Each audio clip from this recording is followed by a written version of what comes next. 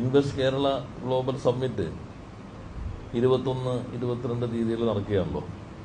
അപ്പോൾ വലിയ തോതിലുള്ള ഒരു പിന്തുണയാണ് നാനാഭാഗങ്ങളും ഇന്നും ആ സബ്മിറ്റിന് കിട്ടിക്കൊണ്ടിരിക്കുന്നത്. അതിൽ നമ്മുടെ കേരളത്തെ സ്നേഹിക്കുന്ന എല്ലാവരും കക്ഷി രാഷ്ട്രീയത്തിന് അതീതമായി കഴിഞ്ഞ കുറേ മാസങ്ങളായി ഈ സമ്മിറ്റിന്റെ വിജയത്തിന് വേണ്ടി പ്രവർത്തിച്ചുകൊണ്ടിരിക്കുന്നുണ്ട്. നമ്മുടെ KSITC ബോർഡ് ഓഫ് ഡയറക്ടേഴ്സ് അവർ പ്രധാനമായിട്ട് നിങ്ങൾക്കറിയാവുന്നതുപോലെ കേരളത്തിലെ ഏറ്റവും പ്രശസ്തരായ ഇൻവെസ്റ്റേഴ്സാണ്. ഇവിടെ തന്നെ ഇൻവെസ്റ്റ് ചെയ്ത് ഇവിടെ തന്നെ വളർന്നവരാണ്.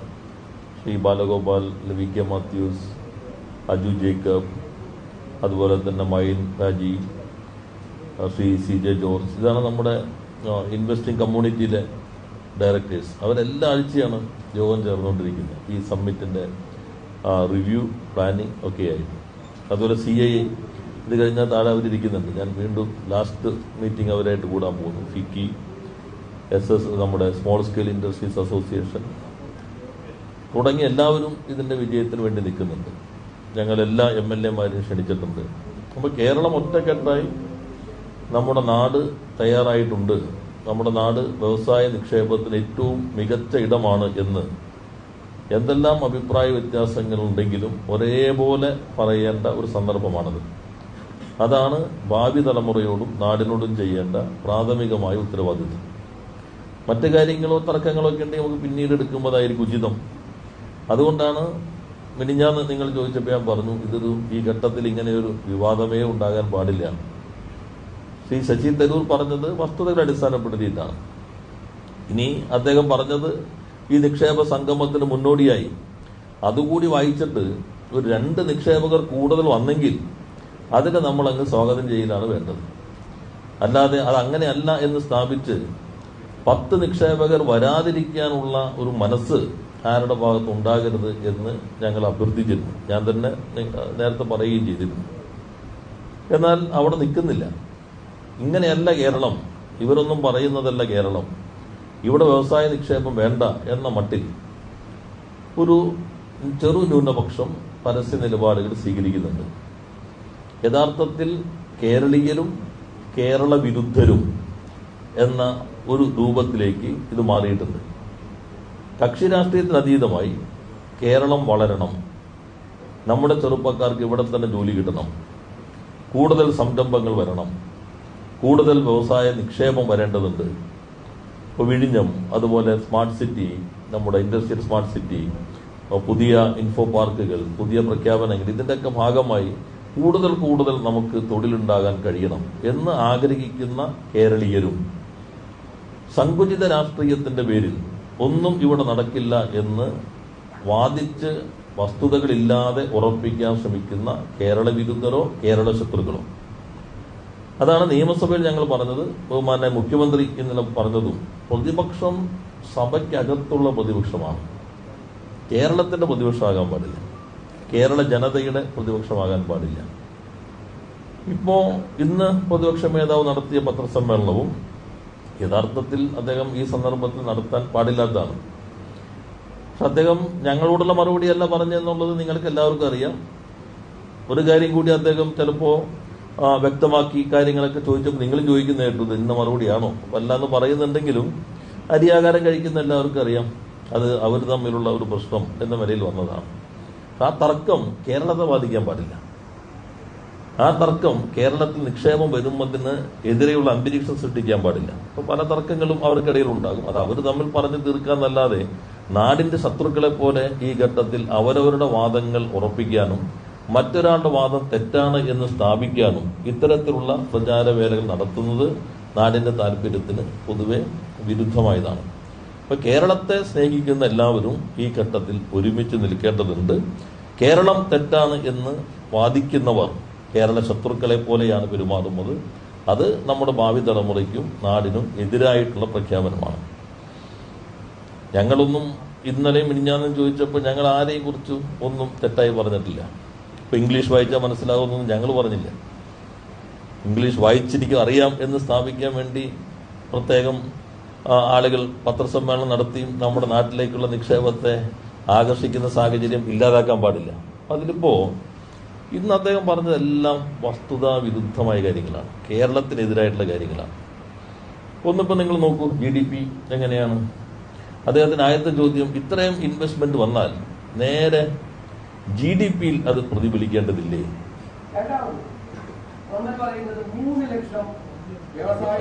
അതുകൊണ്ട്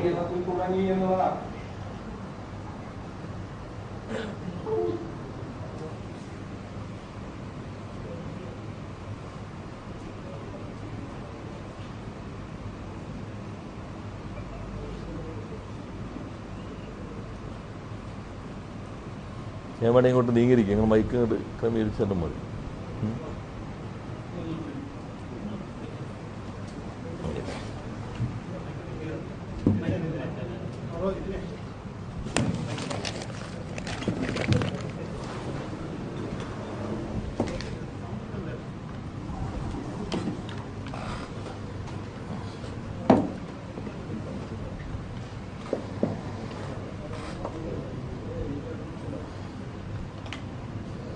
നേരത്തെ ഫിക്സ് ചെയ്തതിന്റെ ക്രമമൊക്കെ ചിലപ്പോൾ മാറിയിട്ടുണ്ടാവും, ക്ഷമിക്കുക. പറയുന്നത് 3 ലക്ഷം വ്യവസായ സംരംഭങ്ങൾ കേരളത്തിൽ തുടങ്ങി എന്നുള്ളതാണ്. ഇത് അപ്പോ കേരളത്തിൽ ഒരു നിയോജക മണ്ഡലത്തിൽ ഒരു 2000 പുതിയ സംരംഭങ്ങൾ വെച്ച് വരണം.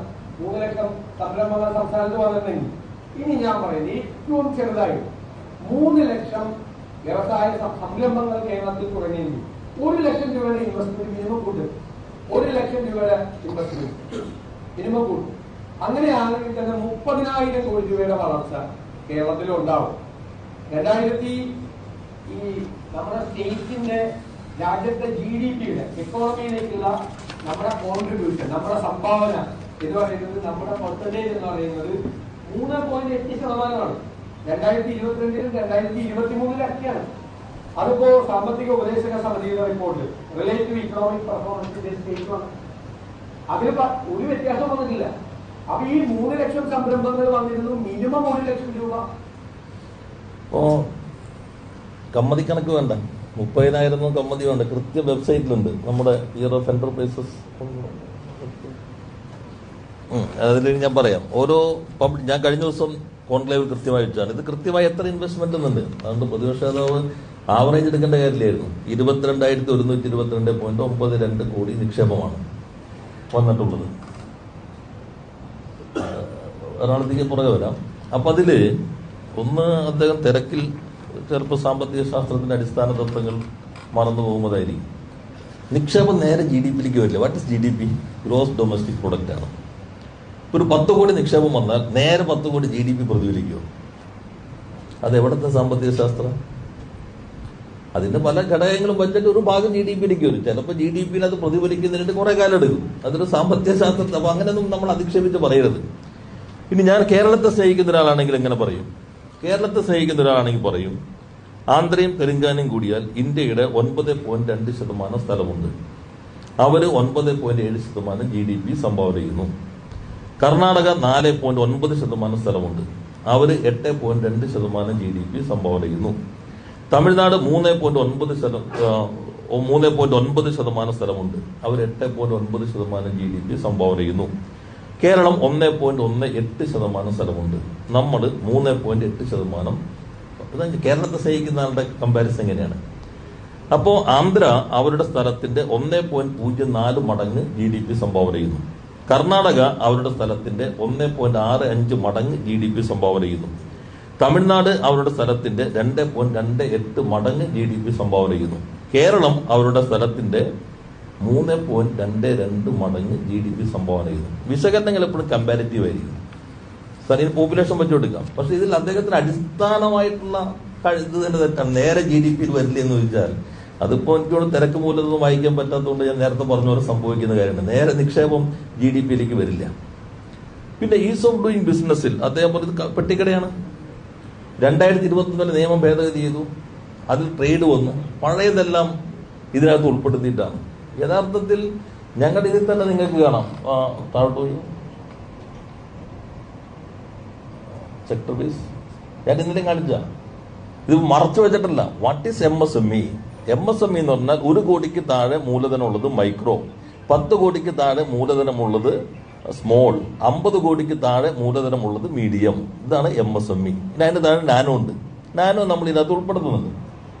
ഇത് തന്നെ കൃത്യമായിട്ട് മാനുഫാക്ചറിങ് 48,137, ഇൻവെസ്റ്റ്മെന്റ് ഇത്ര. ഇത് ഈ വർഷത്തെയാണ്, അല്ല ഈ വർഷത്തെ അല്ലേ, ടോട്ടൽ അല്ല, ഈ വർഷത്തെ മാത്രം ടോട്ടൽ എടുത്ത് നോക്കൂ.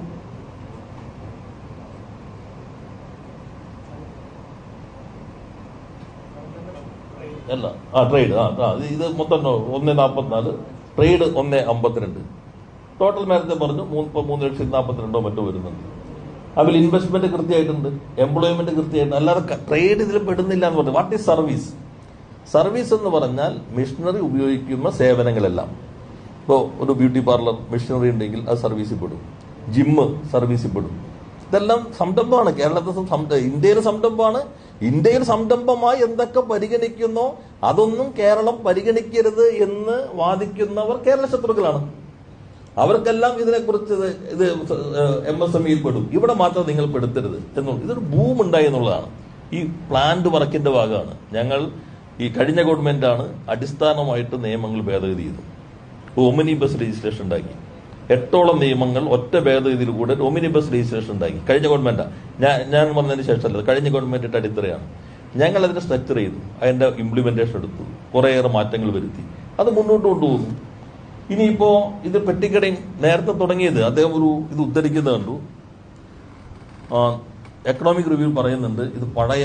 ഞാൻ നോക്കി എക്കണോമിക് റിവ്യൂവിൽ അങ്ങനെ പറയേണ്ട കാര്യം. ആദ്യമായിട്ടാണ് എക്കണോമിക് റിവ്യൂവിൽ ചരിത്രത്തിൽ ആദ്യമായിട്ട് കേരളത്തിന്റെ ഒരു എക്കണോമിക് റിവ്യൂവില് കേരളത്തിന്റെ ഇൻഡസ്ട്രി ഒരു തീമായിട്ട് വരുന്നത്. അപ്പൊ എക്കണോമിക് റിവ്യൂവിൽ പറയുന്നത് ഇതാണ്, subject wise details of new MSMEs ആണ് ഈ പറയുന്ന. അദ്ദേഹം പറഞ്ഞ 4 ഇതാണ്.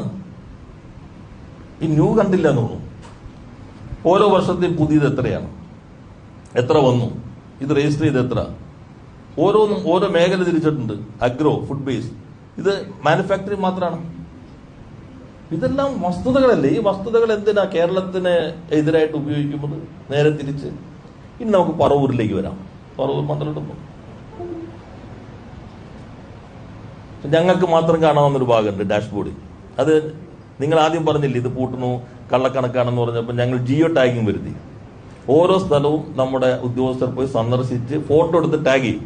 പബ്ലിക് ഡൊമൈനിൽ ഇടുന്നില്ല, അത് ദുരുപയോഗപ്പെടുത്തും. കാരണം ഇപ്പോൾ ഇൻഡസ്ട്രി ഉണ്ടെന്നുണ്ടെങ്കിൽ പിറ്റേ ദിവസം വിളിക്കുന്ന ആളുകളുണ്ടാവും, പല തിരക്കാരുണ്ടല്ലോ. അപ്പോൾ അത് ഞങ്ങൾ ജിയോ ടാഗിങ് നടത്തി. അത് പബ്ലിക് ഡൊമൈനിലുള്ളതല്ല, എന്നാലും പറവൂർ നമുക്കൊന്ന് കാണാം എങ്ങനെയുണ്ടെന്നുള്ളത്.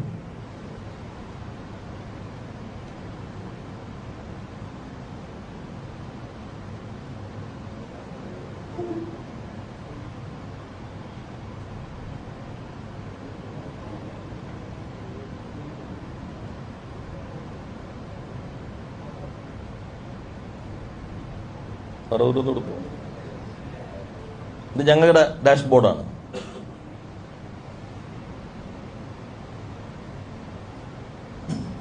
ഇരുപത്തിനാല് 25 പറവൂർ. യെസ്, ഇത് പറവൂർ. ദെൻ പഞ്ചായത്ത് തിരിച്ച് ഒരെണ്ണടുത്തോ കോട്ടുപള്ളി. ഇതിലേതൊക്കെയാണ്? ഇതിപ്പോ സർവീസ് 25,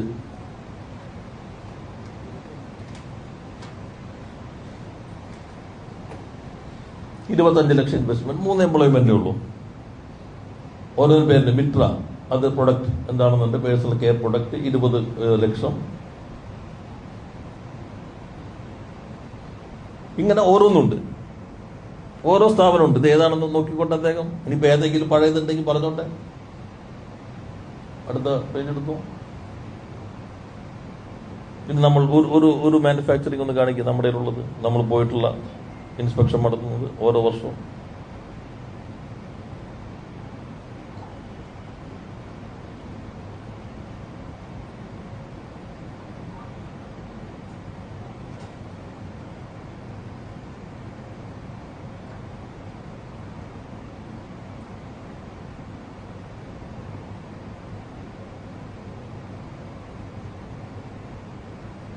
ഇൻസ്പെക്ഷന്റെ ജിയോ ടാഗിങ്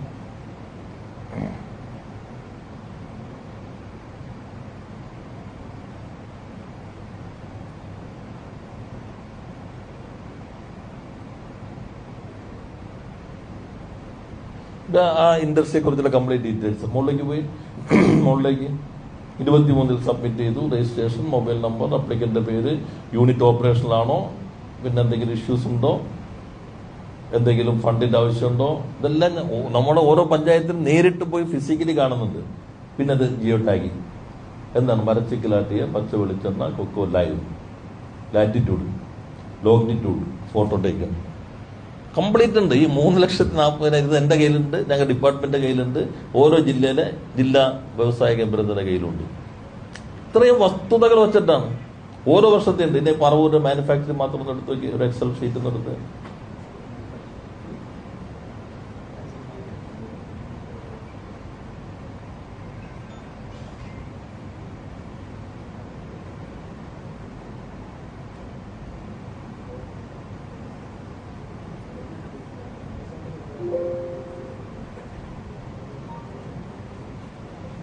ഇത് പറവൂര് മണ്ഡലത്തിലെ മാനുഫാക്ചറിംഗ് ഇൻഡസ്ട്രീസ് മാത്രമാണ്.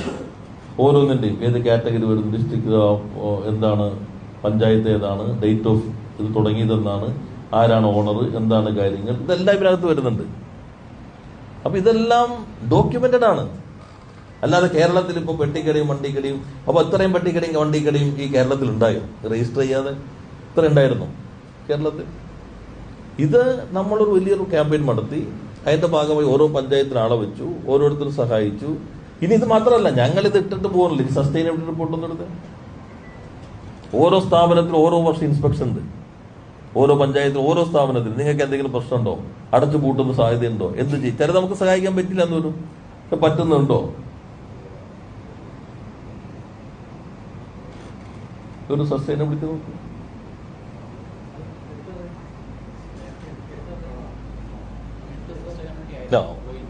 അത് നേരത്തെ സസ്റ്റൈനബിലിറ്റി റിപ്പോർട്ടിന്റെ അടിസ്ഥാനപ്പെടുത്തി തുടങ്ങാൻ കണ്ടു. ഓരോ യൂണിറ്റിലും സസ്റ്റൈനബിലിറ്റി റിപ്പോർട്ട് ഉണ്ട്. എങ്ങനെയാണ് ഇത് ഓരോന്നും പ്രവർത്തിക്കുന്നത്, പ്രതിസന്ധി ഉണ്ടോ, എന്തെങ്കിലും ഫണ്ടിന്റെ പ്രശ്നമുണ്ടോ, മാനേജ്മെന്റ് പ്രശ്നമുണ്ടോ, മാർക്കറ്റിന്റെ പ്രശ്നമുണ്ടോ. പിന്നെ അദ്ദേഹം പറഞ്ഞ K-SWIFT എന്തുകൊണ്ട് വരുന്നില്ല? K-SWIFT ഇപ്പോ നമ്മുടെ പഞ്ചായത്തിൽ തന്നെ ആള് പോയിട്ട് നേരെ രജിസ്റ്റർ ചെയ്ത് കൊടുക്കാണല്ലോ. അപ്പൊ അവർ ഈ സാങ്കേതികതയിലേക്ക് അധികം വന്നിട്ടില്ല. K-SWIFT വരുമ്പോൾ പ്രധാനമായിട്ടും പഞ്ചായത്ത് ഇതിലേക്ക് നേരെ കിട്ടുമ്പോൾ സമയം എടുക്കുമ്പോഴാണ് K-SWIFT സാധാരണ വരുന്നത്. എന്നാൽ വേണമെങ്കിൽ എല്ലാം കൊണ്ടുവരാം, അതിലും തെറ്റൊന്നുമില്ല. പക്ഷെ K-SWIFT ആള് ചെന്നിട്ട് നമ്മൾ നേരെ എല്ലാം ഹാൻഡ് ഹോൾഡ് കൊടുക്കുകയാണ്. 1 കോടി ഇൻവെസ്റ്റ്മെന്റ് ഉള്ളതാണ്. അയാൾ K-SWIFT വഴി ബാക്കി കാര്യങ്ങൾ സിംഗിൾ വിൻഡോയുടെ ആവശ്യമില്ല. അല്ലെങ്കിൽ ചിലപ്പോൾ ശരാശരി ഞങ്ങൾ പറഞ്ഞല്ലോ ഇത്രയും നിക്ഷേപമാണ് വന്നിട്ടുള്ളത്. ഞാൻ നേരത്തെ പറഞ്ഞല്ലോ എത്രയാണെന്നുള്ളത്. ഈ ഒരു 23,000 കോടി നിക്ഷേപം ഉണ്ടായി കേരളത്തിൽ. വന്നു എന്നല്ല, പുറത്തുനിന്നല്ല, ഇവിടെ നിന്നുണ്ടായി. ഇനി ഞങ്ങൾ പറയുന്ന എടുക്കേണ്ടതില്ല. ഇത് നോക്കൂ, IIM ഇൻഡോറിന്റെ റിപ്പോർട്ടാണ്. Indian institute of management, contextually relevant industry policy, creation and implementation, and impact evaluation study of the success of the year of enterprises initiatives. ഇത് മറ്റേ BBC-യിൽ കാശ് കൊടുത്ത് എഴുതിക്കുന്ന പോലെ BBC ആണല്ലോ. ഇപ്പൊ നിങ്ങൾ കണ്ടില്ല ചന്ദ്രചൂഡിന്റെ ഇപ്പോൾ ലേറ്റസ്റ്റ് ഇന്റർവ്യൂ എന്നാണ് നിങ്ങൾ പത്രപ്രവർത്തകർ കാണണം BBC-യിൽ. What a sharp questions. എന്നാൽ ഉത്തരം കേൾക്കുമ്പോൾ അറിയാം 2 എണ്ണം തിരിച്ചു ചോദിക്കാൻ നമ്മുടെ മനസ്സിലുണ്ട്. പക്ഷെ അവിടെ നിർത്തും. കാരണം ഉത്തരത്തിൽ തന്നെ തുറന്ന് കാട്ടപ്പെട്ടിട്ടുണ്ട്. പിന്നെ പുതിയ ചോദ്യങ്ങളുടെ ആവശ്യമില്ല. നമുക്ക് വേണ്ടി 2-3 ചോദ്യം ചോദിക്കാൻ ഇനി ഉണ്ടല്ലോ എന്ന് തോന്നും. പക്ഷെ അതിന്റെ ആവശ്യമില്ല. അതാണ് BBC ഇപ്പോഴും. അത് അപ്പൊ BBC വരെ നമ്മൾ കാശ് കൊടുത്തിട്ടാണല്ലോ നേരത്തെ എഴുതിച്ചോണ്ടിരുന്നത്. ഇത് IIM ഇൻഡോറിന്റെ റിപ്പോർട്ടാണ്. ഈ റിപ്പോർട്ട് സഭയിൽ വെച്ചു, സാമാജികർക്ക് പരിപാടിയിൽ വെച്ചു. സഭയിൽ വയ്ക്കുന്ന സാമാജികരുടെ പരിപാടിയിൽ ഉൾപ്പെടെ വെച്ചു. ഇവിടെ IIM ഇൻഡോറിന്റെ ഡയറക്ടർ, ഈ സ്റ്റഡി നടത്തിയ ഹിമാൻഷു റായ്, പ്രശാന്ത് സാൽവാൻ, വളരെ പ്രശസ്തരായിട്ടുള്ള പ്രൊഫസേഴ്സാണ്. ഒരാൾ ഡയറക്ടറാണ്, IIM ഇൻഡോറിന്റെ ഡയറക്ടറാണ്. നിങ്ങൾ ചിലപ്പോൾ ആരെങ്കിലും പങ്കെടുത്തിട്ടുണ്ടാവും. ഇവിടെ റിനൈസൻസിൽ വെച്ചിട്ട് നമ്മുടെ ബാംബു ഫെസ്റ്റിന്റെ ഉദ്ഘാടനത്തിന്റെ അന്നാണ് ഈ റിപ്പോർട്ട് അവതരിപ്പിച്ചത്. ഇന്ന് മുഴുവൻ വായിക്കാൻ ബുദ്ധിമുട്ടാണ്. ഈ എക്സിക്യൂട്ടീവ് സമ്മറി ഉണ്ട്. അപ്പൊ ഇങ്ങനെയാണ് ഈ ഇയർ ഓഫ് എന്റർപ്രൈസസ് കേരളത്തിൽ നടപ്പിലാക്കിയത്. അതിലിപ്പോ നമ്മൾ ഓരോ പഞ്ചായത്തിന് ഗ്രാമസഭ പോലെ സംരംഭക സഭ കൂടിക്കൊണ്ടിരിക്കുകയാണ്. ഏകദേശം കഴിയാറായി. ജനപ്രതിനിധികൾ എന്ത് ചെയ്യണപ്പോ കൂടി അവിടെ ചെല്ലുന്നു. സംരംഭകർക്ക് എന്തെങ്കിലും പ്രശ്നമുണ്ടോ, ഇത് പഴയത് വല്ലതും ഇതിനകത്ത് പെട്ട് നിങ്ങൾ പറഞ്ഞോ. ഇതെല്ലാം ഓരോ വർഷം പോവല്ലേ, ഓരോ വർഷം ചെല്ലല്ലേ. അപ്പൊ പഴയത് ഇപ്പോ ആദ്യത്തെ വർഷം വേണമെങ്കിൽ ഏതെങ്കിലും വിട്ടത് ഉൾപ്പെടുത്തിയെന്ന് കരുതാം. 2ാമത്തെ വർഷം പിന്നെ അങ്ങനെ വിട്ടുപോകും. ഞങ്ങളെല്ലാം കാണല്ലേ. അപ്പൊ ഇത് വലിയൊരു ക്യാമ്പയിൻ ആയിരുന്നു കേരളത്തിന്റെ. അതുകൊണ്ടാണ് ഇപ്പൊ നിങ്ങൾ ഞങ്ങളുടെ ഹരികിഷോർ IAS ഇപ്പോ മസൂറിലേക്ക് വിളിച്ചിട്ടുണ്ട്. ഈസ് ഓഫ് ഡൂയിങ്ങിന്റെ വി എന്റർപ്രൈസ്. ഞങ്ങൾ അമേരിക്കയിൽ 28-29 വാഷിംഗ്ടണിൽ എനിക്ക് ഇൻവിറ്റേഷൻ ഉണ്ട്, ഞങ്ങളുടെ സെക്രട്ടറിക്ക് ഉണ്ട് പേപ്പർ അവതരിപ്പിക്കാൻ. ഇതാണ് year of enterprise, novel innovation in public administration. അപ്പൊ American public society of public administration, IIM Indore, prime മിനിസ്റ്ററുടെ best practice in MSME sector, ഇത്രയും വർക്ക് ഞങ്ങൾ ഇപ്പോൾ നടത്തിക്കൊണ്ടിരിക്കുകയാണ്. ഇത് പ്രൊഫഷണൽ അപ്രോച്ചാണ്. ഞങ്ങളൊരു അമേച്ചർ സംവിധാനമായിട്ടല്ല, പ്രൊഫഷണൽ അപ്രോച്ചാണ്. ഇതുകൂടാതെ ഇവർക്ക് വിൽക്കാൻ K-സ്റ്റോറിൽ ഇപ്പോൾ സംവിധാനമുണ്ട്. 15 കോടിയോളം ഉൽപ്പന്നങ്ങൾ K-സ്റ്റോറിൽ വിറ്റിട്ടുണ്ട്. ഓൺലൈൻ സംവിധാനങ്ങളുണ്ട്. അപ്പൊ വലിയ ക്യാമ്പയിൻ, ഏതെങ്കിലും ചെറിയ കുറവ് ഞാൻ അന്നേ പറഞ്ഞു. പക്ഷെ ഇപ്പൊ എല്ലാം പക്കയാണ്. അതുകൊണ്ടാണ് ജിയോ ടാഗിങ് ഉൾപ്പെടെ നടത്തിയത്. ചില ചാനലുകൾ വലിയ ക്യാമ്പയിൻ നടത്തി. ലോകത്തിന്റെ ഇത്തരത്തിലെ മാധ്യമ പ്രവർത്തനത്തിൽ പുതിയ അധ്യായം വന്നപ്പോൾ നമ്മൾ ഒരു പുതിയ രീതിയിൽ ജിയോ ടാഗിങ് ഒക്കെ നടത്തി. ഇങ്ങനെയാണ് എന്നുള്ള എല്ലാത്തിന്റെയും ഫോട്ടോ ഉണ്ട്, എല്ലാത്തിന്റെയും. പിന്നെ is of doing business, ease of doing business ranking അതില്ല, അങ്ങനെ സാധനം ഇല്ലല്ലോ എന്ന് പറഞ്ഞു. ഞാൻ സഭയിൽ വിസ്തീരിച്ചല്ലോ, അദ്ദേഹത്തിനൊന്നും എനിക്കായിരുന്നല്ലോ, അദ്ദേഹം എനിച്ചപ്പേരിക്കുമല്ലോ, ഞാൻ വഴങ്ങുമല്ലോ. ഇനി അദ്ദേഹം ഈസ് ഓഫ് ഡൂയിങ് ബിസിനസിനെ കുറിച്ച് പറയുന്ന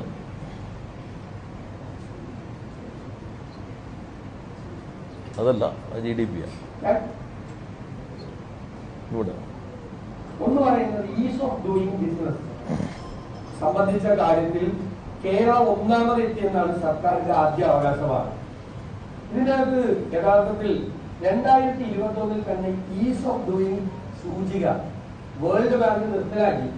വ്യാപകമായ ക്രമക്കേടുകൾ കണ്ടതിനെ തുടർന്നാണ് അന്താരാഷ്ട്ര അടിസ്ഥാനത്തിൽ ഈസ് ഓഫ് ഡൂയിങ് ബിസിനസ് എന്നുള്ള സൂചിക ലോക ബാങ്ക് നിർത്തലാക്കിയത്.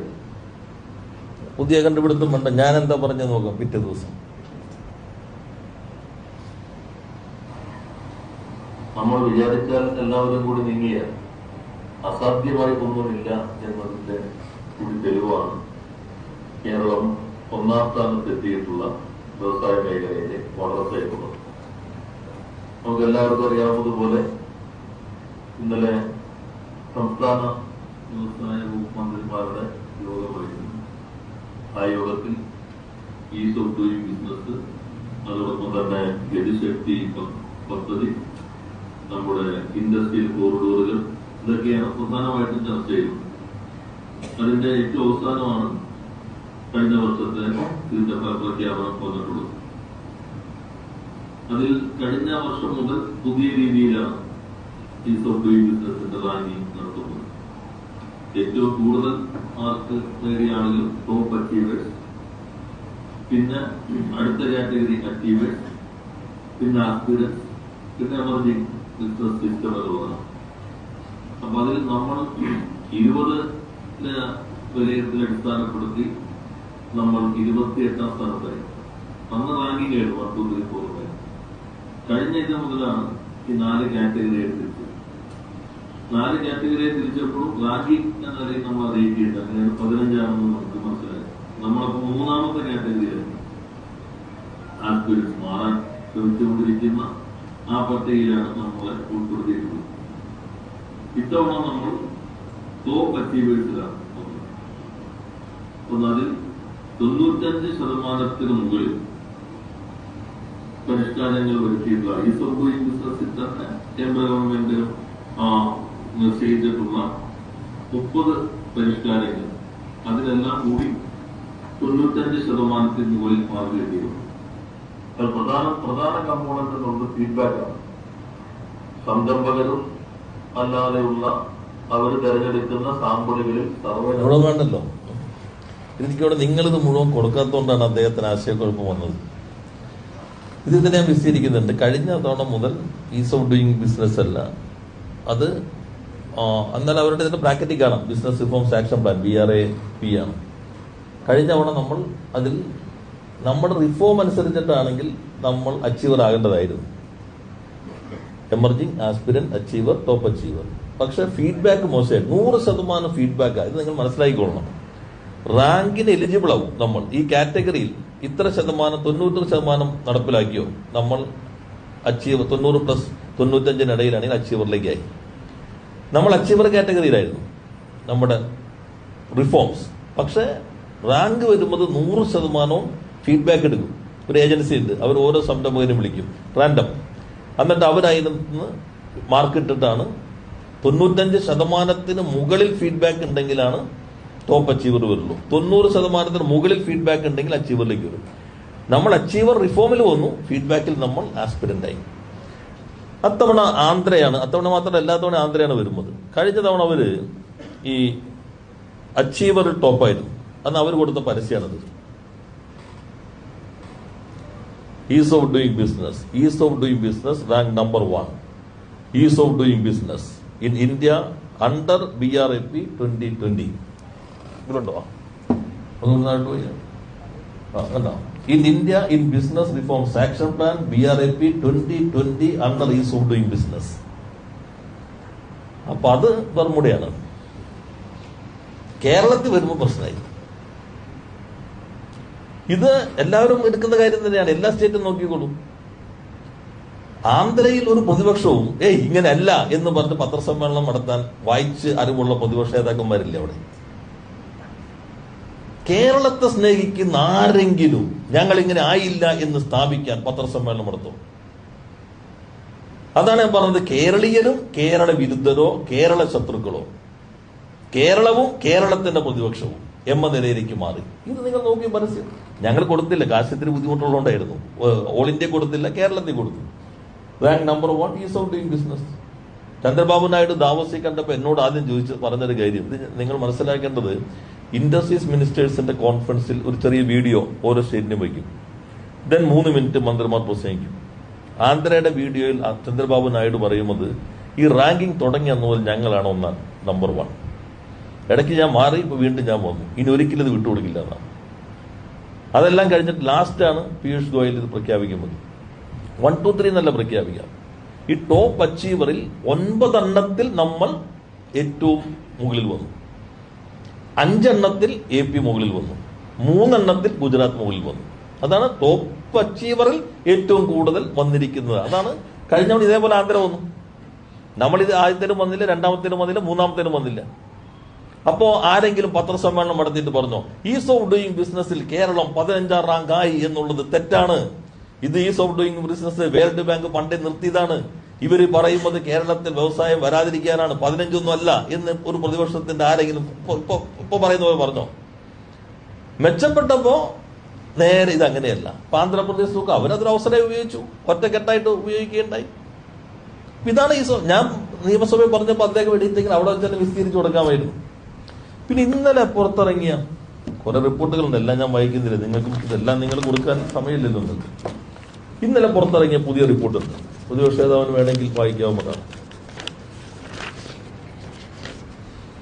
ശശി തരൂർ വേണമെങ്കിൽ ഇംഗ്ലീഷിലാണത്. അതിൽ India's periodical labour forces survey 23-24 ഇത് വളരെ പ്രധാനപ്പെട്ടതാണ്. ഇതിൽ പറയുന്നത് number of employment in Kerala grew from 1.1 crore in 2017-18 to 1.40 crore in 23-24, marking a substantial increase. 1.14 കോടി തൊഴിലാളികളിൽ നിന്ന് 1.49 കോടിയിലേക്ക് മാറി എന്നുള്ളതാണ്.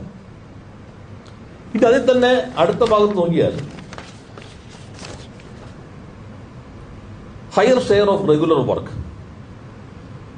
ഈ PLFS 23-24 share of regular workers among total employment persons in Kerala has risen to 44% in 23-24 from 26% in 11-12.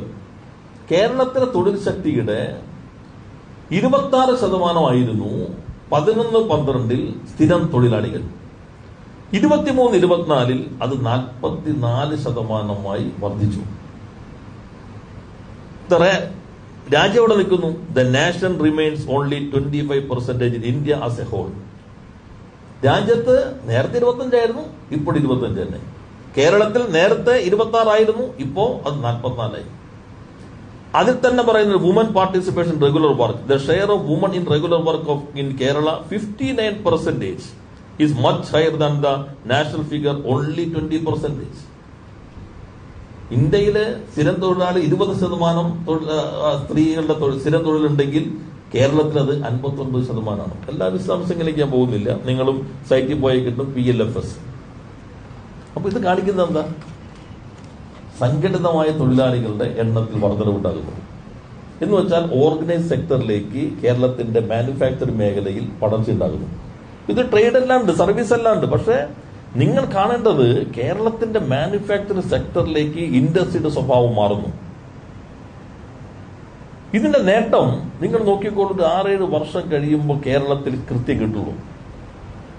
ഇപ്പൊ ഈ മാറ്റങ്ങളൊക്കെ ഉണ്ട്, പക്ഷെ ഒരു 6-7 വർഷം കഴിയുമ്പോൾ കേരളം ഇതിൽ നിന്ന് വലിയൊരു ചാട്ടായിരിക്കും. GDP ആകാം, എംപ്ലോയ്മെന്റ് ജനറേഷൻ ആകാം, നമ്മുടെ എക്സ്പോർട്ടിൽ പിന്നെ മാറ്റം വരുന്നുണ്ടല്ലോ. ഇതാണ് കേരളം. നമുക്ക് നല്ല തോതിൽ തന്നെ മുന്നേറാൻ കഴിഞ്ഞിരിക്കുന്നു. അപ്പൊ ഈ അടിസ്ഥാനരഹിതമായ കാര്യങ്ങൾ ആധികാരികമെന്ന മട്ടിൽ അവതരിപ്പിച്ച് കേരളത്തെ ഇങ്ങനെ വഞ്ചിക്കാൻ പാടുന്നു. പ്രത്യേകിച്ച് ഒരു ഇൻവെസ്റ്റ് സമ്മിറ്റിലേക്ക് 10-25 രാജ്യങ്ങളുടെ നയതന്ത്ര പ്രതിനിധികൾ വരുന്നു. എല്ലാവരും വരുമ്പോൾ ഇവിടെ തെറ്റാണ്, ഇവിടെ ഒന്നുമല്ല, ഇവർ പറയുന്നതെല്ലാം നുണയാണ്, കള്ളമാണ്, ചീട്ടുകൊട്ടാരം ഞാനിതാ പൊളിച്ചിടുന്നു. ഏത് ചീട്ടുകൊട്ടാരം? വസ്തുതകളല്ലേ ഇത്? ഇത് നല്ല ഉറച്ച കോൺക്രീറ്റിൽ മലബാർ സിമന്റ് വെച്ച് ഉറപ്പിച്ചിട്ടുള്ളതാണെന്ന്. അല്ലാതെ ചീട്ടുകൊട്ടാരം നല്ലത് നന്നായി ഉറപ്പിച്ചിട്ടുള്ളത് തന്നെയാണ് ഞങ്ങളുടെ ഈ ഓരോ കാര്യങ്ങളും. എല്ലാം ഡാറ്റയായിട്ട് വസ്തുതകളെ അടിസ്ഥാനപ്പെടുത്തിയിട്ടാണ്. പിന്നെ അദ്ദേഹം പറഞ്ഞു, ഞാൻ IT എല്ലാം ഞാൻ പറയുന്നില്ല, അത് CMന്റെ വകുപ്പാണെങ്കിൽ പോലും നമ്മൾ നുണകൾ പറയുന്നതിന് ഒരു അതിര് വേണ്ടേ? ഈ റിപ്പോർട്ടിൽ അദ്ദേഹം പറയുന്ന ഭാഗമുണ്ട്, അതിലുണ്ടോ ആ കോവിഡിനെ കുറിച്ചുള്ള ഒരു സിദ്ധാന്തം? 2012-13 കമ്പനി ഉണ്ടായിരുന്നു. സ്റ്റാർട്ടപ്പ് പിന്നെടുക്കാം. സ്റ്റാർട്ടപ്പ്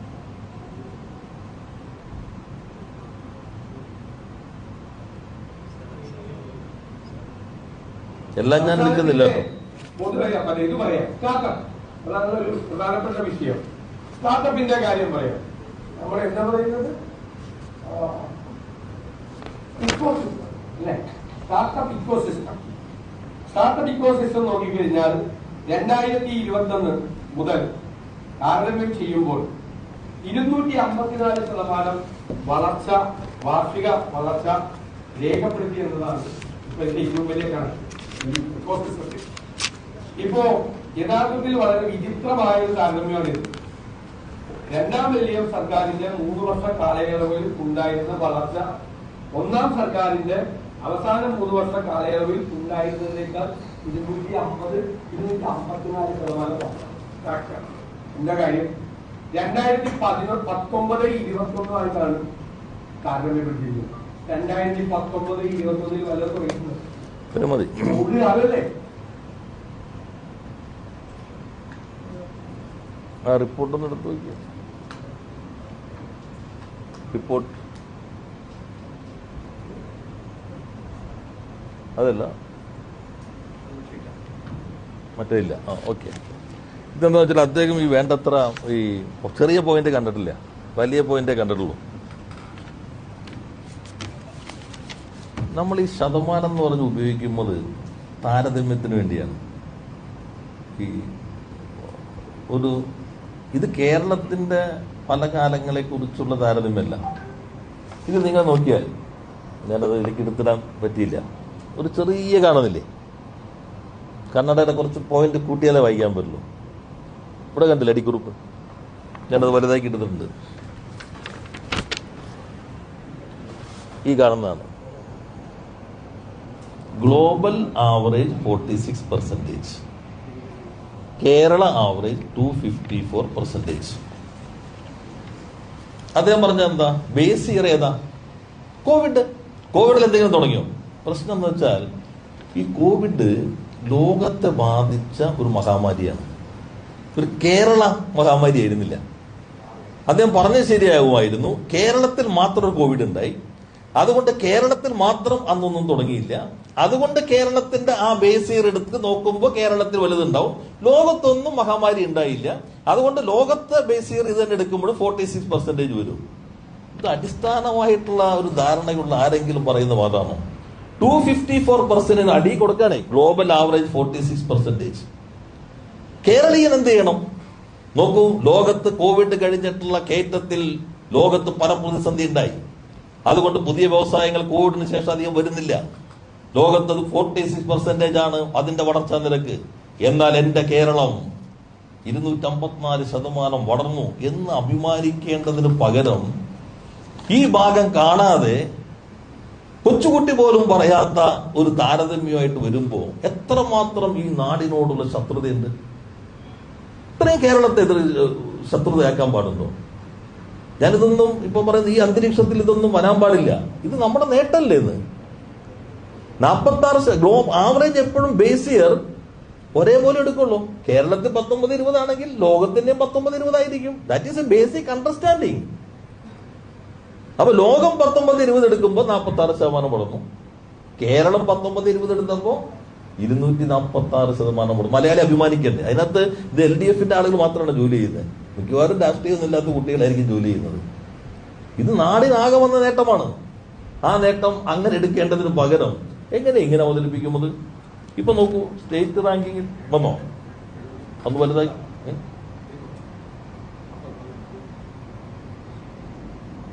എന്നെ മുകളിൽ ഒന്ന് വലുതാക്കാൻ പറ്റുമോ നിങ്ങൾക്ക്? അവിടെ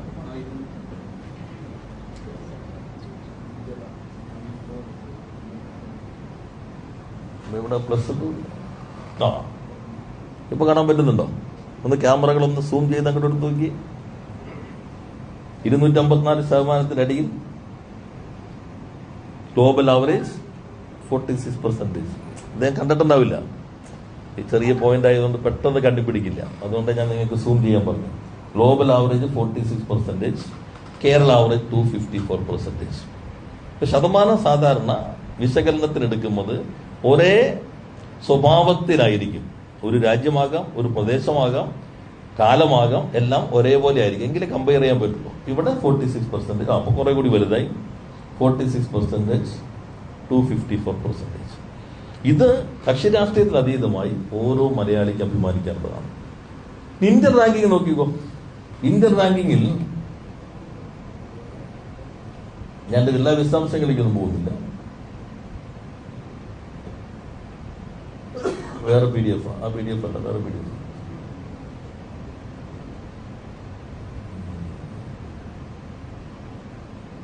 അതല്ല.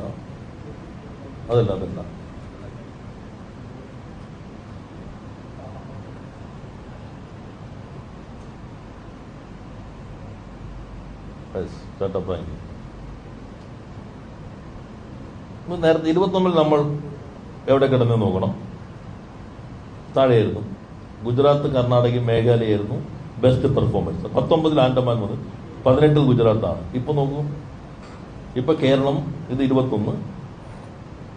വീണ്ടും നോക്കൂ, ഈ വർഷത്തെ അടുത്തതിലായിരിക്കും ബെസ്റ്റ് പെർഫോമർ. ഈ വർഷം കേരളം ബെസ്റ്റ് പെർഫോമറായി. നേരത്തെ ടോപ്പ് അച്ചീവർ ആയിരുന്നു. ഇത്തവണ IT.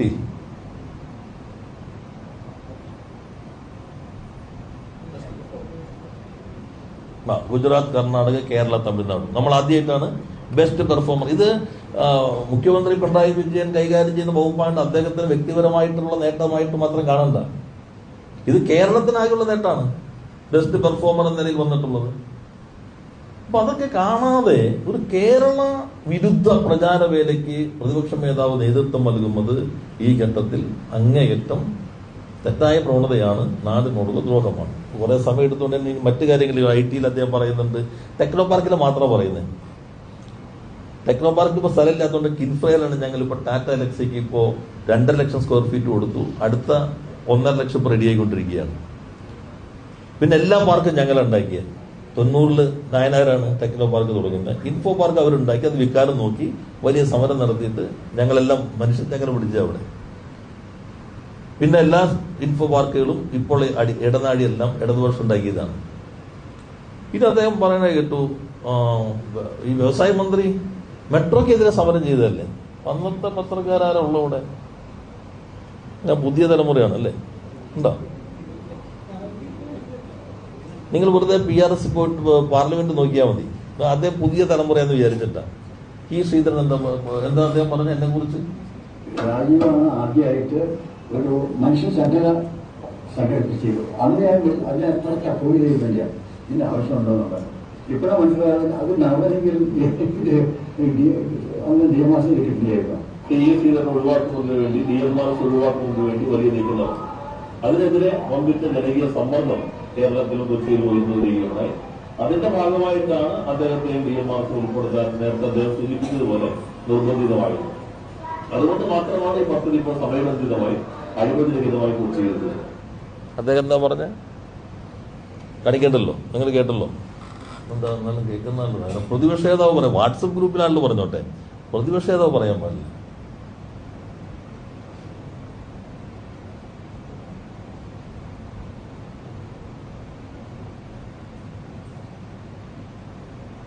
പോട്ടെ. അപ്പോ വ്യവസായ മന്ത്രിയാണല്ലോ മെട്രോയ്ക്കെതിരെ സമരം ചെയ്ത്, മെട്രോയ്ക്ക് ചിലപ്പോൾ മാറിപ്പോയതായിരിക്കും പറഞ്ഞപ്പോൾ, മെട്രോയ്ക്ക് വേണ്ടി സമരം ചെയ്തതെന്നായിരിക്കും അദ്ദേഹം ഉദ്ദേശിച്ചിട്ടുണ്ടാവുക.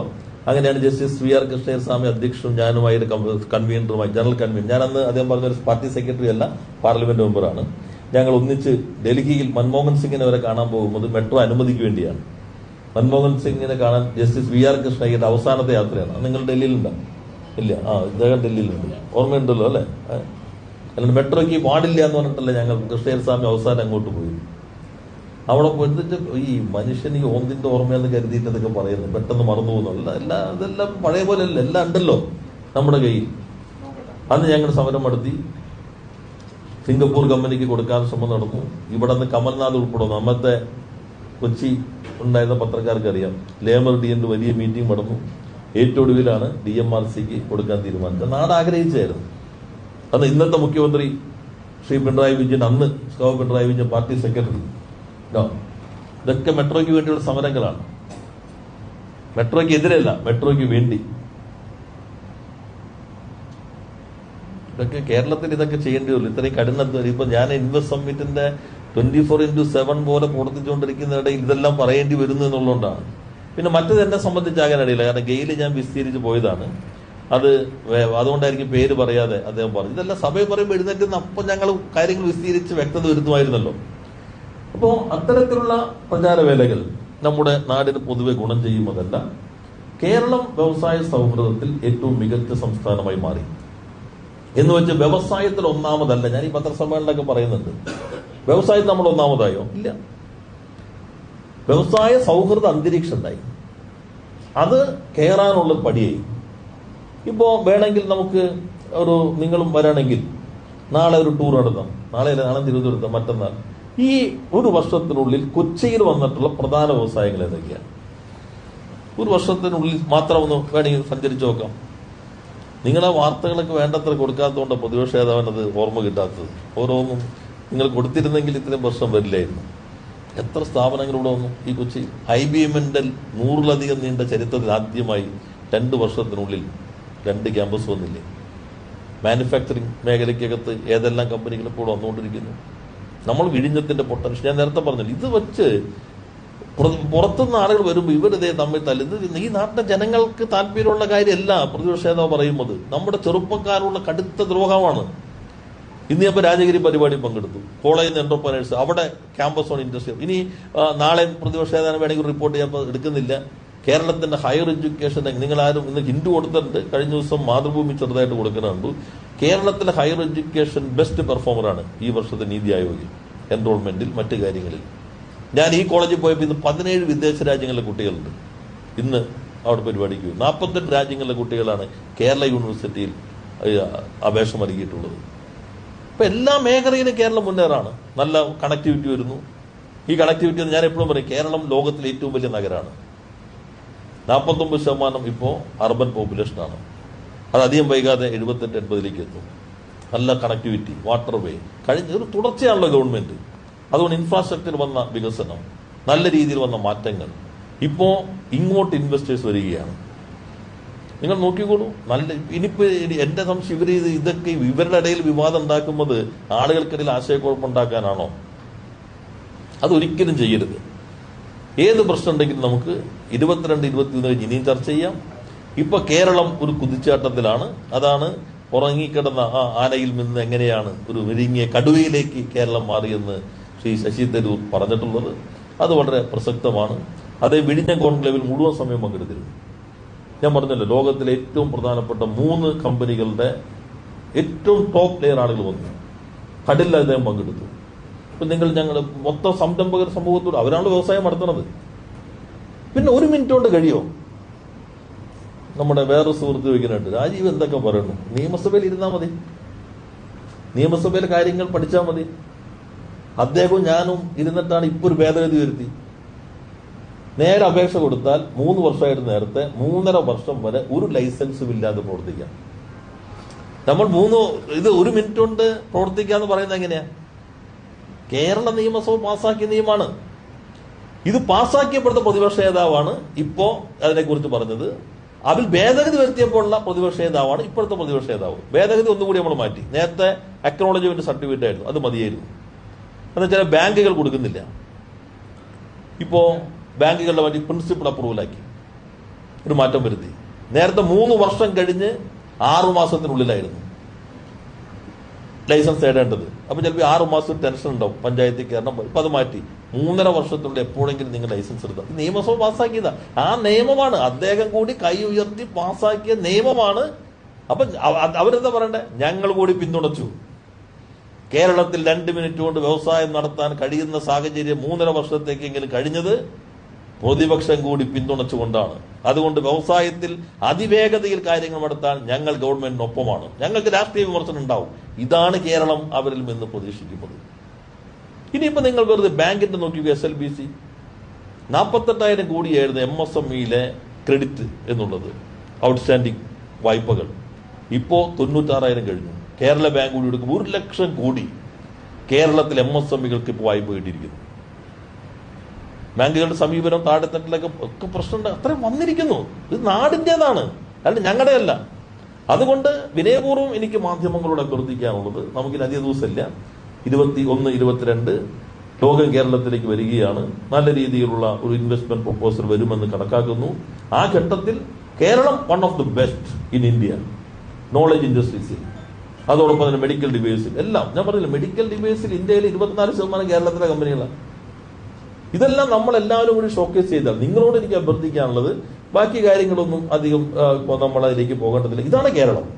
ഇതെല്ലാം വസ്തുതകളാണ്, ഡാറ്റ അടിസ്ഥാനപ്പെടുത്തിയിട്ടാണ്.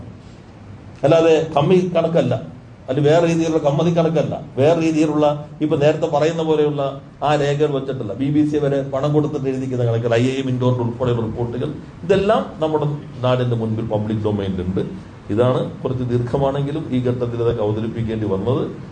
ഇതല്ല ഈ ഘട്ടത്തിൽ ഉദ്ദേശിച്ചിരുന്നത്, പക്ഷെ അങ്ങനെ ആയിപ്പോയി.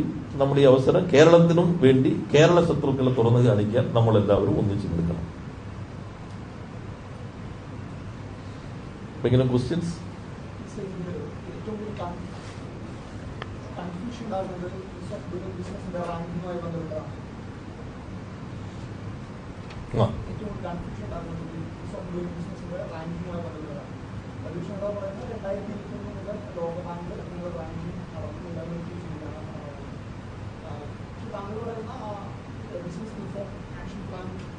അതിന്റെ ക്രൈറ്റീരിയ പ്രോപ്പർ അച്ചീവേഴ്സ് വരുന്നത് നമ്മൾ ഉൾപ്പെട്ടതുകൊണ്ട് നമുക്ക് ആ ഈസ് ഓഫ് ഡൂയിങ് ബിസിനസിന്റെ റാങ്കിങ് എന്നുള്ള രീതിയിൽ പറയാവുന്നതാണ്. അതിന് ശരിക്കും കുറച്ചുകൂടി ക്ലാരിറ്റി കാന്തനോടൊന്ന് കാണിച്ചു.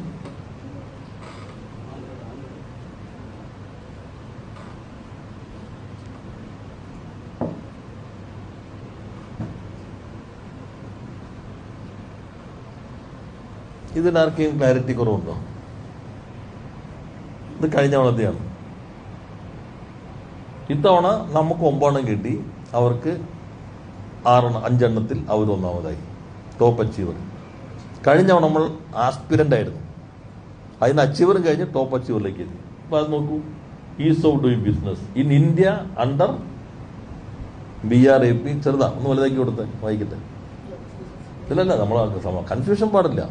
ആകെ ഒരു സൗകര്യമുള്ളത്, പ്രതിപക്ഷ നേതാവിന്റെ പത്രസമ്മേളനം നിങ്ങൾ മിക്കവാറും ആളുകൾ ലൈവ് കൊടുത്തിട്ടുണ്ട്. ഇപ്പൊ നിങ്ങൾ ഇതെല്ലാം വച്ചിട്ടുണ്ടെങ്കിലും ഇതൊന്നും കൊടുക്കില്ല. ഏതെങ്കിലും ചാനൽ ലൈവ് കൊടുക്കുന്നുണ്ടോ? പ്രതിപക്ഷ നേതാവിനെപ്പോൾ അത്രയും ഉന്നതിയിലുള്ള ഒരാളൊന്നുമല്ല ഞാൻ. പക്ഷേ അദ്ദേഹം പറഞ്ഞ കാര്യങ്ങൾക്ക് ഈ നാടിന് വേണ്ടി ഞാൻ വിസ്തീർണം നൽകുമ്പോൾ ഏത് ചാനലാണ് കൊടുക്കുന്നത്? നിങ്ങളും കേരള ശത്രുക്കളുടെ കൂടെയാണോ അതോ കേരളീയരുടെ ഒപ്പമാണോ? ആരും കൊടുക്കുന്നില്ലല്ലോ. ഇപ്പോഴും നിങ്ങൾക്ക് കൺഫ്യൂഷൻ മാറിയിട്ടില്ല. ആന്ധ്രയ്ക്ക് പ്രശ്നമില്ല. ആന്ധ്രയിലെ മാധ്യമ പ്രവർത്തകർ ആരും ചോദിച്ചിട്ടില്ല ഇത് ഇങ്ങനെയാണ്. ഇന്ത്യ അണ്ടർ BRAP 2020, നമ്മൾ India under BRAP 2021-22. In India in business reforms action plan BRAP 2020 under ease of doing business ചെയ്യും. ഇനി സംശയിക്കേണ്ട കാര്യമില്ലല്ലോ. പിറ്റേ ദിവസം തന്നെ ഞാൻ പറഞ്ഞല്ലോ ഇതാണ്. ഇത്തവണ മാത്രമല്ല, കഴിഞ്ഞവണത്തെ ഇതാണ്. കഴിഞ്ഞവണ നമ്മൾ ആസ്പിരന്റ് ആയിരുന്നു. അപ്പൊ ആന്ധ്ര നമ്പർ 1 വന്നു. അത് പരസ്യമായി. എല്ലാവരും അത് വെച്ചിട്ട് ഇൻവെസ്റ്റ്മെന്റ് അങ്ങോട്ട് കൊണ്ടുവരാൻ നോക്കി. കേരളത്തിലാകുമ്പോഴോ കൺഫ്യൂഷൻ ഉണ്ടാക്കാണ്. ഇതെങ്ങനെയല്ല. എന്നാൽ നിങ്ങൾ എന്തുകൊണ്ട് ഈ കൺഫ്യൂഷൻ കഴിഞ്ഞവണ ചോദിച്ചില്ല?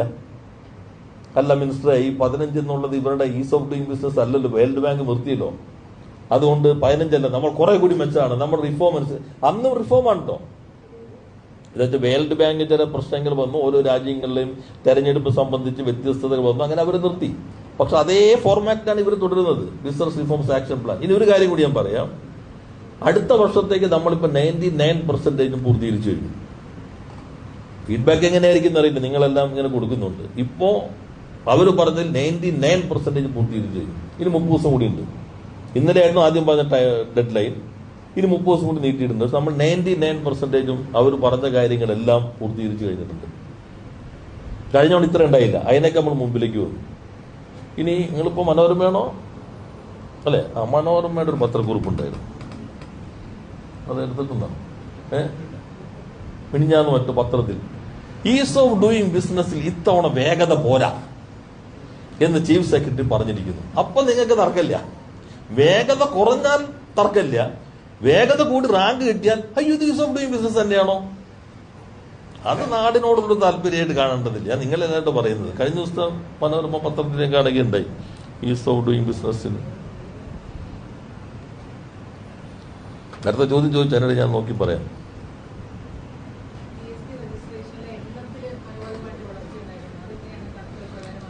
GST പതുക്കെ വരുള്ളൂ എന്ന്.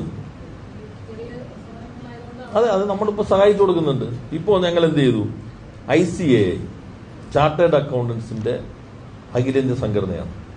കാരണം ഈ തുടങ്ങിയ ആളുകൾക്കൊക്കെ 31% സ്ത്രീകളാണ്, 40 ട്രാൻസ്ജെൻഡർ, ഇതെല്ലാം ഉണ്ട് ഇതിനകത്ത്. നിങ്ങൾ വെറുതെ ഇടയ്ക്ക് ഹോംവർക്ക് ചെയ്ത് നോക്കിയാൽ മതി. അപ്പൊ അതിൽ ഇവർക്ക് ഫിനാൻഷ്യൽ സ്റ്റേറ്റ്മെന്റ് തയ്യാറാക്കാൻ ചിലപ്പോൾ പറഞ്ഞെന്ന് വരില്ല. അതുപോലെ തന്നെ ചിലപ്പോ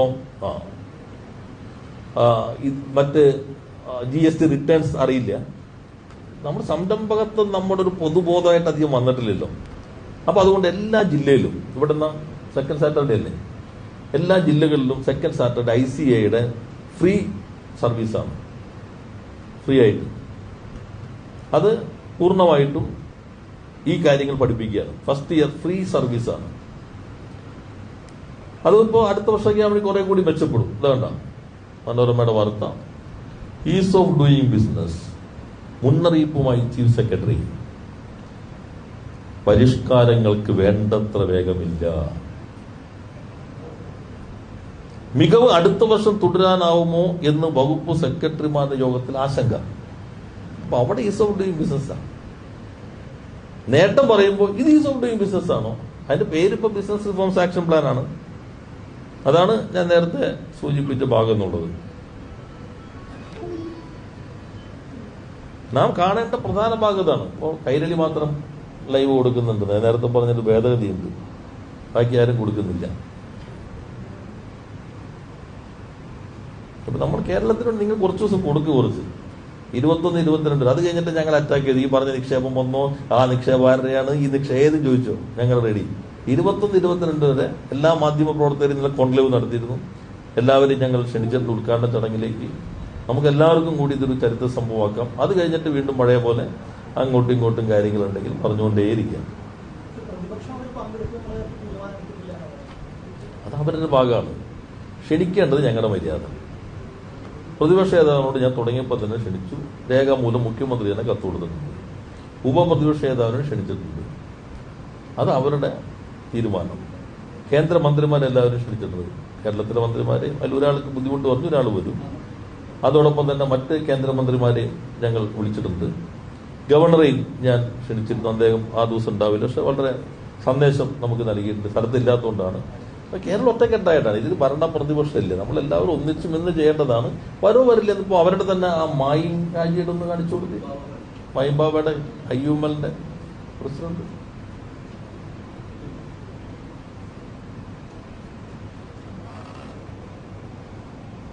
ബഹുമാനപ്പെട്ട മന്ത്രി രാജീവിന്റെ ഓഫീസിൽ ചേംബറിൽ ഒരു ദിവസം ഞങ്ങൾ സംഘടിക്കും. സത്യത്തിൽ കേരളത്തിൽ ഒരു ഫാക്ടറിയും കൊടുത്താല് അല്ലെങ്കിൽ ഇത്തരം സ്ഥാപനങ്ങൾ കൊടുത്താൽ വിജയിക്കയില്ല, അത് നടക്കില്ല എന്ന് പറഞ്ഞുകൊണ്ട് ഒരുപാട് ആളുകൾ മോമാനിക്കാടടുത്തും എൻ്റെ അടുത്തൊക്കെ സമീപിക്കേണ്ടായി. ഞങ്ങൾക്ക് ചെന്നൈയിലും തെലങ്കാനയിലും ഒക്കെ തുടങ്ങാൻ ഓഫറും ഒക്കെ തന്നുകൊണ്ട് തന്നെയാണ് മതി. പക്ഷേ ഞങ്ങൾ ജനിച്ചത് കേരളത്തിലാണ്. ആ കേരളത്തിൽ ഇത് തുടങ്ങാൻ പറ്റുമോ എന്ന് വ്യവസായ മന്ത്രിയുമായി ഒരു ചർച്ച നടത്താം എന്ന് എന്റെ ചെയർമാനും ഞങ്ങളെല്ലാം കൂടി ആലോചിച്ച് തീരുമാനിച്ചു. ബഹുമാന്യനായ വ്യവസായ മന്ത്രിയുടെ അടുത്ത് ചെന്നപ്പോ ഞങ്ങൾക്ക് ഇപ്പോൾ ഉദ്ദേശിച്ചതല്ല, അതിനേക്കാൾ വലുത് ഇവിടെ തുടങ്ങാനുള്ള പ്രോത്സാഹനമാണ് അദ്ദേഹം തന്നത്. ഞങ്ങളുടെ മനസ്സിനറിയുന്ന രൂപത്തിലുള്ള പ്രോത്സാഹനമാണ് അദ്ദേഹം പറഞ്ഞത്. ലീഗിന്റെ ഉപനേതാവുള്ളപ്പോൾ ലീഗിന്റെ നേതാവ് എന്റെ വ്യവസായമാണ്. ഇതുപോലെ ഒത്തിരി സംരംഭകരുടെ നിങ്ങളുടെ കയ്യിൽ സംരംഭകരെ നിങ്ങൾ ചോദിച്ചോ? ചിലപ്പോൾ അത്യപൂർവമായിട്ട് ചിലപ്പോൾ ചെയ്യാൻ പറ്റാത്ത കാര്യങ്ങളുണ്ടാവും. ഇപ്പൊ ഞാൻ പറയാം, മഹാരാഷ്ട്രയിൽ കഴിഞ്ഞ ഡിസംബറിൽ ഒരു വലിയ വിൻഡ് മില്ല് തുടങ്ങാൻ പോയി. അവിടെ ഞങ്ങൾ തൊഴിലാളികൾ തരുന്നു പറഞ്ഞു. വലിയ തർക്കം വന്നു. അന്വേഷിക്കാൻ പഞ്ചായത്ത് സർപഞ്ച് ചെയ്തു, അടിച്ചു കൊന്നു. ചെക്ക് ചെയ്ത് നോക്കിയോ ഗൂഗിളിൽ. ഏതെങ്കിലും നിങ്ങൾ പത്രപ്രവർത്തകരെ അറിഞ്ഞിട്ടുണ്ടോ? കേരളത്തിലാണെങ്കിൽ ആ സർപഞ്ചിന് തടഞ്ഞു വെച്ചാൽ അറിയാത്ത ആരെങ്കിലും ലോകത്തുണ്ടാവും. എന്നിട്ട് പറയും പണ്ടത്തെ ഒരു ആത്മഹത്യയോട് എടുത്തിട്ട് കേരളം ഇങ്ങനെ അല്ല എന്ന് പറയും. ഇത് നോക്കുക, ഈ ഡിസംബറിലാണ്. നിങ്ങൾ സെർച്ച് ചെയ്ത് നോക്കി കാണാൻ പറ്റും. ഗൂഗിളിൽ നോക്കിയാൽ മതി. എക്കണോമിക് ടൈംസ് നോക്കുക, അല്ലെങ്കിൽ ടൈംസ് ഓഫ് ഇന്ത്യ. ചെറിയ വാർത്തയാണ്, പക്ഷെ ഉണ്ട്. നമ്മുടെ നാട്ടിലാണെങ്കിൽ ഇത് അറിയാതെ. അപ്പം അവർ പക്ഷേ ഈ പ്രശ്നം അവരെല്ലാവരും ഒന്നിച്ചിരിക്കുകയാണ്. അപ്പൊ അതുകൊണ്ട് കേരളത്തിൽ നമ്മളെല്ലാവരും ഒന്നിച്ചു നിൽക്കണം. അപ്പോൾ ആ ഭാഗം ക്ലിയർ ആയല്ലോ. ഇനി വേറെ ഏതെങ്കിലും ചോദ്യങ്ങളുണ്ടോ?